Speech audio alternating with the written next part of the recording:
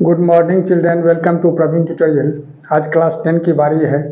वही जो arithmetic progression चल रहा था उसी का अगला क्वेश्चन मैं लेके आया हूँ, जो इम्पोर्टेंट एंड प्रोबेबल है, जो एग्जामिनेशन में आता ही है और ज़्यादा चांस है आएगा ही कमिंग एग्जामिनेशन में। इसलिए थोड़ा ध्यान से देखिए।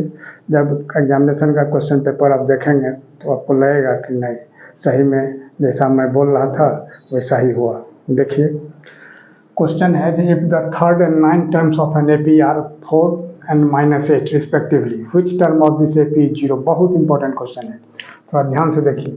सॉल्यूशन में क्या करना होगा, सबसे पहले थर्ड टर्म यानी A3 इज इक्वल टू कितना है 4। यहाँ third and ninth terms of an AP are 4 and -8 respectively दिया हुआ। रिस्पेक्टिवली का मतलब हिंदी में होता है क्रमशः, जैसे ऑर्डर में, जैसे पहला है थर्ड टर्म तो इसका पहला 4 हो जाएगा, और नाइन्थ टर्म है तो उसका हो जाएगा -8। ध्यान रखना है। तो A3 an is equal to a plus n minus 1 into d होता है। यहाँ 3 minus 1 into d is equal to कितना होगा 4, यानी a plus 2d is equal to 4 हो गया। यह हो गया इक्वेशन नंबर 1। अब आगे देखिए, आगे नाइन्थ टर्म दिया हुआ यानी a9 इज इक्वल टू कितना -8। a9 को क्या लिखना होगा, a plus 9 minus 1 into d is equal to 8, यानी a प्लस 9 माइनस 1 यानी 8d इज इक्वल टू 8। यह हो गया नंबर 2।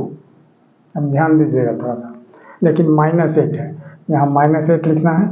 अब देखिए, अब 1 और 2 में अब इसको क्या करना है, तो वही linear pair of angles in two variables, उसी का जो elimination method, substitution method, cross multiplication method है, किसी से भी आप कर सकते हैं। अब यहाँ a और a दोनों इक्वल है, इसलिए डायरेक्ट सब्ट्रैक्ट करने से हो जाएगा। तो यहाँ लिखना होगा जो subtracting equation number 2 from 1।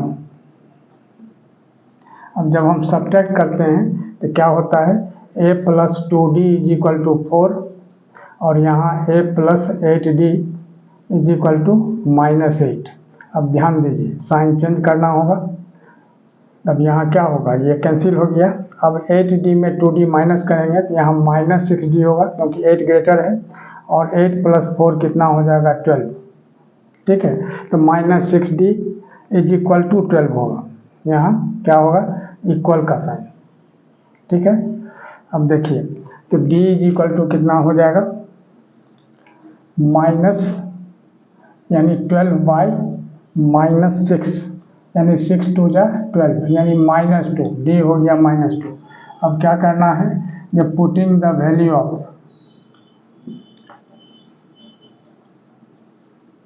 d in either 1 और 2, किसी में भी आप पुट करके इसका निकाल सकते हैं a का वैल्यू। तो a प्लस 2 इंटू डी के जगह -2 इज इक्वल टू 4। तो a इज इक्वल टू कितना होगा, 2 2 जा 4 यानी -4, उधर जाके +4 यानी 4 प्लस 4 यानी 8। अब कह रहा है क्या, अगला देखिए, जो which term of this AP is 0। अब now an is equal to 0। तब a के जगह a plus n minus 1 into d is equal to 0 लिखना है ना। अब a के जगह कितना लिखना होगा 8, अब प्लस n माइनस 1, और d के जगह कितना लिखना है -2 इज इक्वल टू 0। तो अब यहाँ क्या होगा, अब गौर कीजिए, 8 को उधर ले जाते हैं तो n minus 1 into -2 is equal to -8 हो जाएगा। तो n minus 1 is equal to क्या होगा, -8 बाई -2, माइनस माइनस कैंसिल, 2 4 जा 8। तो therefore n is equal to कितना होगा 4, और -1 इधर आके +1 आ जाएगा यानी 5 हो गया। यानी लास्ट में लिख सकते हैं आप, hence fifth term will be 0।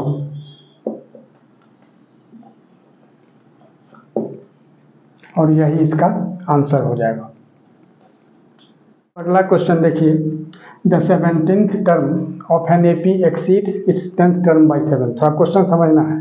एक तो 17th टर्म है AP का, एक तो 10th टर्म है। तो 17th टर्म जो है तो 10th टर्म से 7 ज़्यादा है, तो find the common difference. Common difference निकालना। देखिए सॉल्यूशन में क्या करना है, सॉल्यूशन में लिखना होगा जो A17 is equal to A10 +7।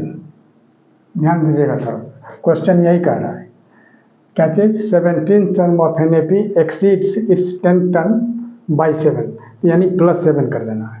तब a प्लस यहाँ n-1 यानी 17 - 1 into d is equal to a plus 10 - 1 into d अब +7। अब ध्यान दीजिएगा थोड़ा सा, अब a प्लस 17 - 1 कितना होगा 16d is equal to a plus 10 - 1 9d अब +7। अब ये दोनों तरफ है, इक्वेशन का रूल है दोनों तरफ अगर सेम चीज़ है तो कैंसिल कर दिया जाता है। अब यहाँ क्या होगा 16d minus 9d is equal to 7। तब 16d में 9d माइनस करेंगे तो 7d is equal to 7, therefore d is equal to 7/7, यानी कैंसिल होकर क्या हो जाएगा 1। तो यानी क्या होगा, देयरफॉर लिखना होगा जो कॉमन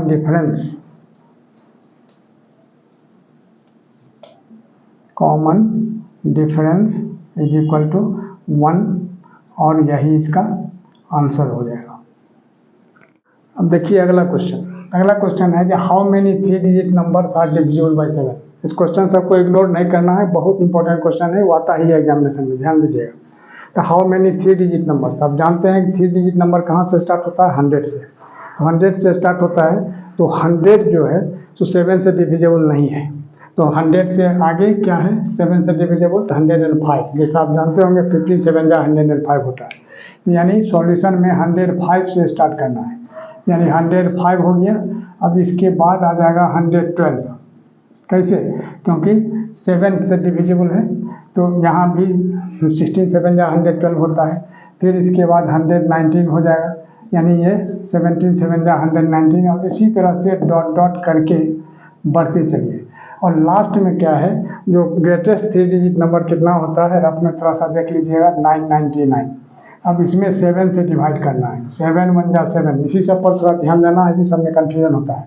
9 - 7 2, 29 7 4 जा 28, 1 और 9 फिर कितना होगा 7 2 जा 14, और यहाँ हो गया 5। अब गौर कीजिए, ये 5 जो रिमाइंडर आया, इसी 5 को 999 में से माइनस कर देना है। तो माइनस करेंगे तो कितना होगा 994। यही लास्ट रफ वर्क हो गया, तो यही लास्ट टर्म जो है सो 994 हो जाएगा, 994। अब गौर कीजिए, अब यहाँ ए कितना हो गया 105, और डी हो जाएगा कितना 112, और माइनस 105 इज इक्वल टू 7, और ए एन हो गया यानी लास्ट टर्म कितना 994। अब यहाँ ध्यान देना है, जो A N is equal to 994, और ए एन के जगह क्या लिखना होगा a plus n-1 into d is equal to 994। अब a के जगह कितना लिखना है 105, अब प्लस n-1, और d के जगह कितना लिखना है 7 इज इक्वल टू 994, ये 7 है, ठीक है।